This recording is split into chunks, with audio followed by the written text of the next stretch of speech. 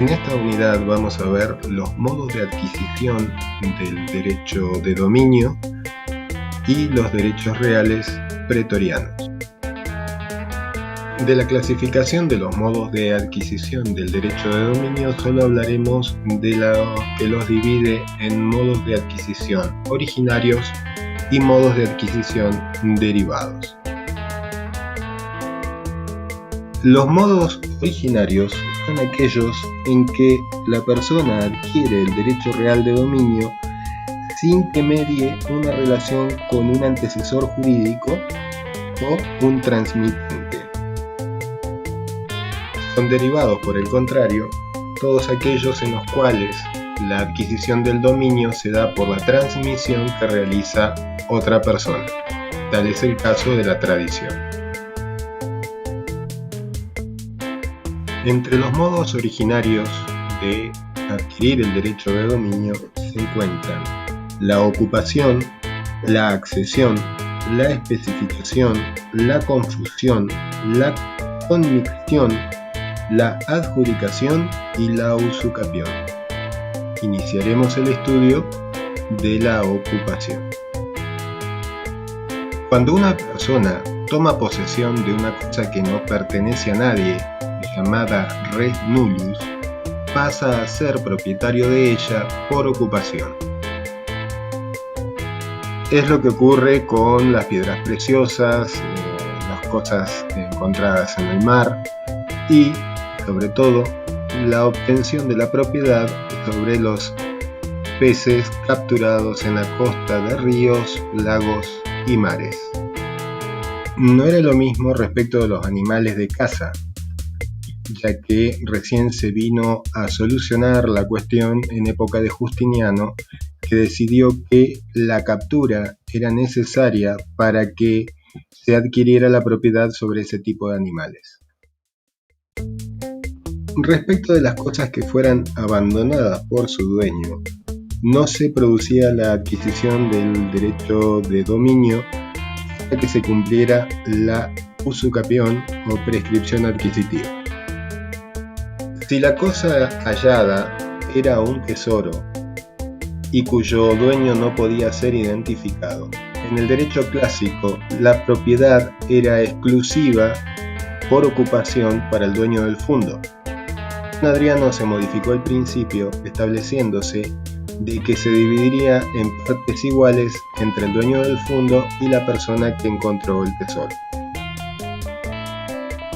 Cuando una cosa se adhiere a otra de manera artificial o natural para formar un solo cuerpo, se dice que hay accesión.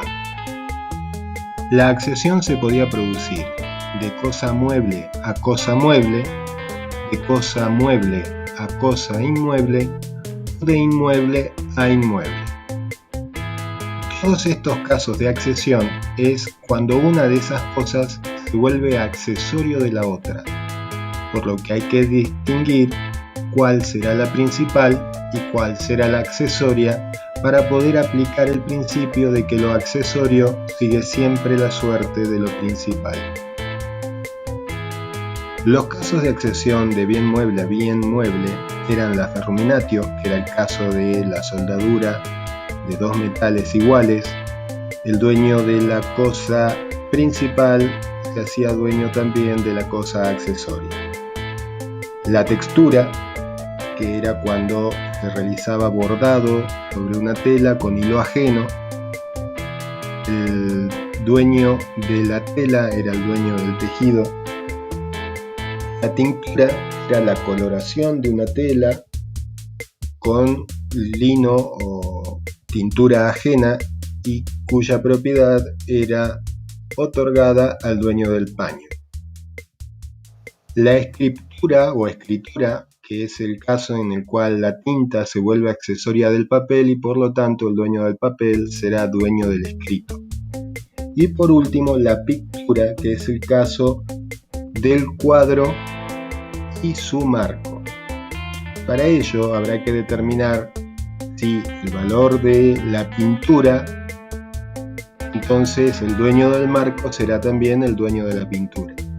Pero si el dibujo no es de una gran calidad, accederá al marco y por lo tanto el dueño del marco será dueño del dibujo. Los casos de accesión de mueble a inmueble eran la siembra, la plantación y la edificación. En todos los casos se consideraba que lo importante era el terreno, por lo que todo se consideraba accesorio y propiedad del dueño del suelo. El primer caso de accesión de inmueble a inmueble es el aluvión, que es cuando los ríos, sobre todo, van sedimentando tierra y la adhieren a fundos de aguas abajo. El dueño de ese fundo será dueño de las tierras arrastradas por el río. La avulsión consistía en que el agua, de manera repentina, arrancaba una porción de fundo y lo llevaba a aguas abajo. Para que fuera accedido y adquirida la propiedad por el dueño del fundo ribereño de aguas abajo, debía formarse un todo con el fundo. El albius derelicto era cuando un río cambiaba naturalmente su cauce y el lecho quedaba sin agua. Ese lecho era dividido en partes iguales y adquirida la propiedad por los dueños de los fundos ribereños. La ínsula inflaminata era cuando la sedimentación formaba una nueva isla en el río. Esa isla se distribuía en propiedad entre los dueños de los fundos ribereños, pero podía pasar que quedara más de un lado que del otro, por lo que si estaba demasiado cerca de uno de esos fundos y muy alejado del fundo de enfrente, entonces el más cercano adquiría la totalidad de la propiedad de esa nueva isla. La especificación era cuando una materia prima se transformaba en un producto elaborado. Entonces se discutía a quién correspondía la propiedad de ese producto. Para los sabinianos, la propiedad correspondía al dueño de la materia prima. Supongamos que si hubiese hecho vino con uva, el vino correspondía al dueño de la uva. Para los proculeyanos, la propiedad del producto era para quien había transformado la uva en vino. La uva en vino y también el mármol en estatua son los ejemplos que da Argüello en su libro, pero también está el trigo en harina, el lúpulo en cerveza y tantas otras. La solución definitiva que le dio Justiniano era de que si la cosa podía volver a ser la materia prima original, entonces la propiedad correspondía al dueño de la materia prima. Si no se podía, la propiedad del producto correspondía al artesano, siempre y cuando no hubiese habido mala fe. La confusión y la conmicción sean por la mezcla de líquidos, la confusión, o de sólidos en la conmicción, siempre que no hubiera accesión o especificación. En estos casos, el derecho romano no atribuía la propiedad a ninguno de los dueños de las cosas que habían vuelto una solución. Por lo tanto, lo que sí reconocía era un condominio sobre la solución misma, otorgando la acción de común y dividundo para la división del mismo. La adjudicación era la atribución de la propiedad por una sentencia judicial. En el procedimiento formulario, una de las partes ordinarias de la fórmula era la adjudicatio. En ella se atribuía la propiedad de los bienes en las acciones que se habían iniciado para la división de la herencia, la familiae persecundae, para la división del condominio o comuni dividundo y para la acción de los linderos cuyos fundos habían perdido los mojones. La acción se llamaba finium rebundorum. La usucapión o prescripción adquisitiva es la adquisición del derecho de dominio sobre una cosa que se posee por el tiempo que indica la ley. Mientras la usucapión era de derecho civil o quiritario, la prescripción longi temporis fue agregada en la época de los severos para las cosas que no se encontraban en suelo itálico. Con la prescripción longi temporis, la persona que poseía un fundo no se volvía dueño, pero podía repeler las acciones reivindicatorias que entablaran en su contra. La distinción entre ambos institutos perdió importancia cuando desapareció la distinción entre fundos itálicos y fundos provinciales.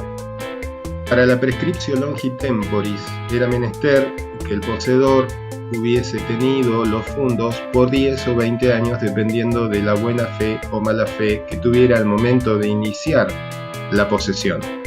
Para los muebles bastaba 3 años. Eran requisitos para la prescripción adquisitiva que se tratara de una cosa hábil, que hubiera título, buena fe, posesión y el tiempo. Era res habilis aquella que se encontraba en el comercio o que no era robada o adquirida con violencia o que no perteneciera al fisco o al emperador.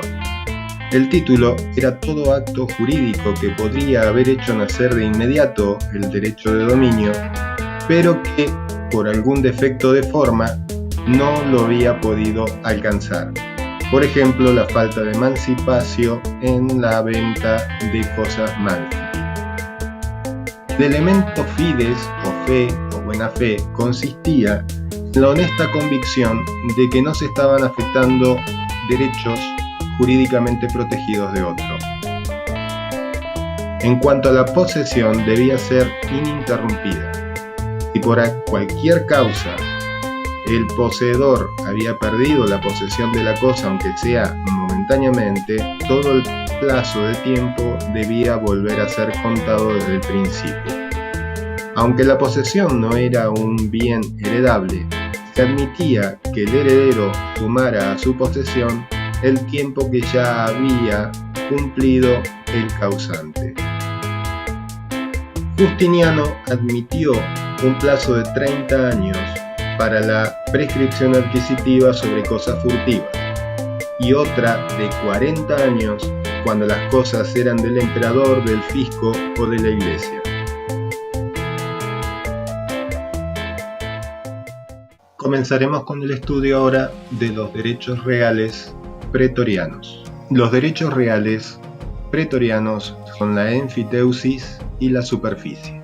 Según el derecho civil, por el principio de accesión que vimos ya en este mismo video, todo lo que se construía o se plantaba o se sembraba sobre un terreno accedía al fundo y por lo tanto era de propiedad del dueño del fundo.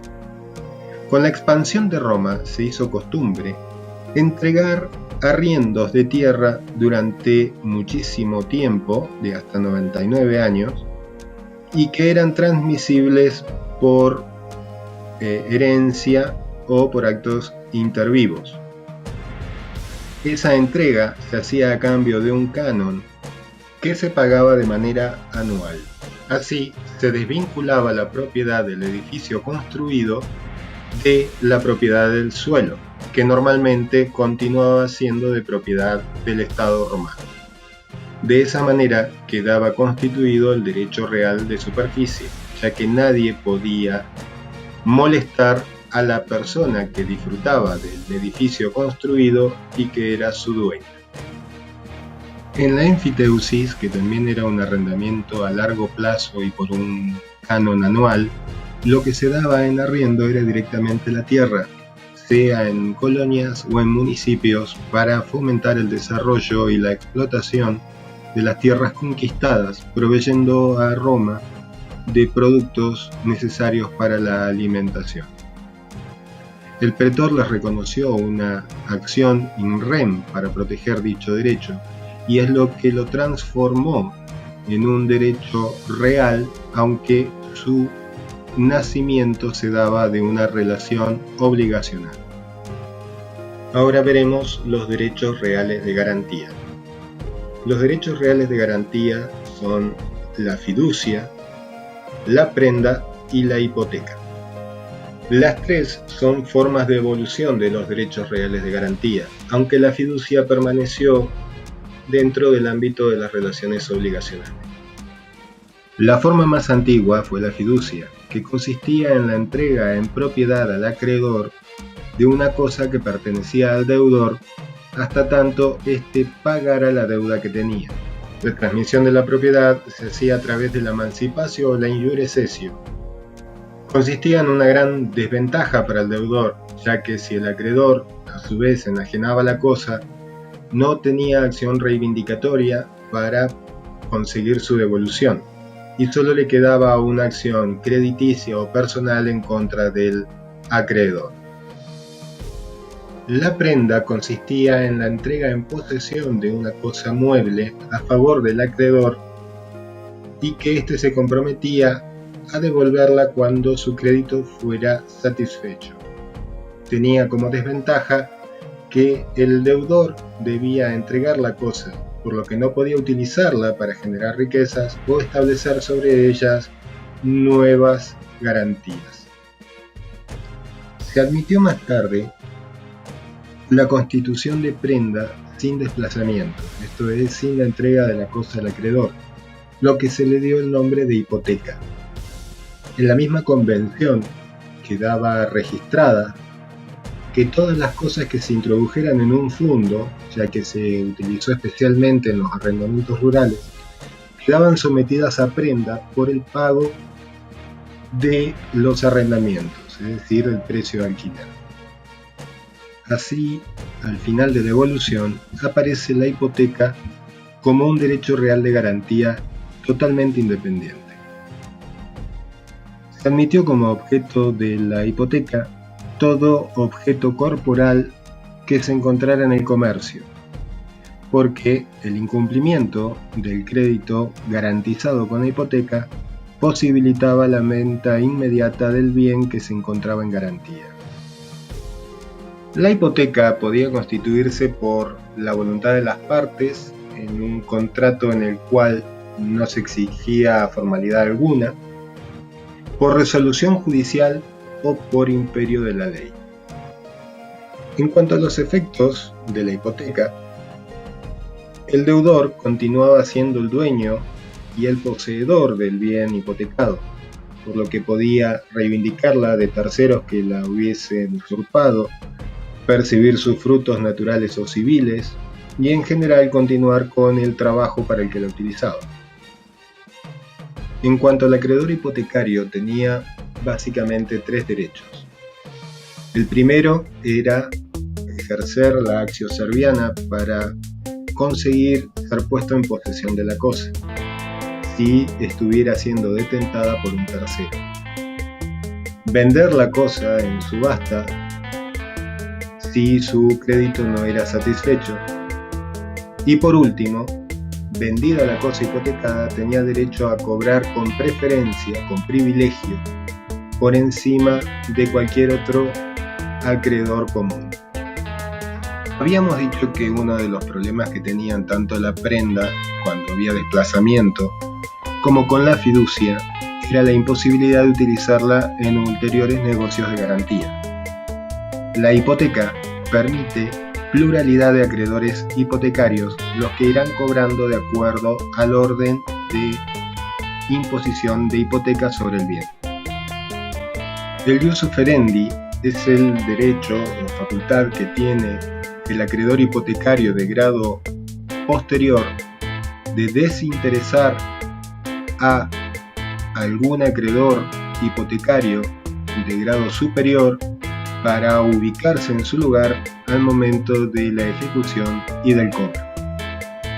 La successio in loco se daba cuando un crédito garantizado con hipoteca de grado preferente, supongamos una primera hipoteca, se extinguía, sea porque un tercero cancelaba la deuda, subrogándose en los derechos del acreedor hipotecario, o porque el acreedor hipotecario y el deudor original se convenían a hacer una novación de la deuda. La hipoteca no se extinguía ni se iba al final de la fila de los acreedores hipotecarios, sino que mantenía su preferencia. El derecho real de hipoteca es un derecho accesorio y es accesorio de una obligación. Cuando esa obligación se extingue, lo accesorio sigue la suerte de lo principal y también se extingue. Pero además se puede extinguir la hipoteca por la destrucción de la cosa, por la puesta de la cosa fuera del comercio o por confusión cuando en la misma persona se juntan la calidad de acreedor y de deudor. Con esto damos por concluida la parte final de la unidad 11. No olviden suscribirse y dejar las dudas en la caja de comentarios. Cuídense mucho. Un abrazo.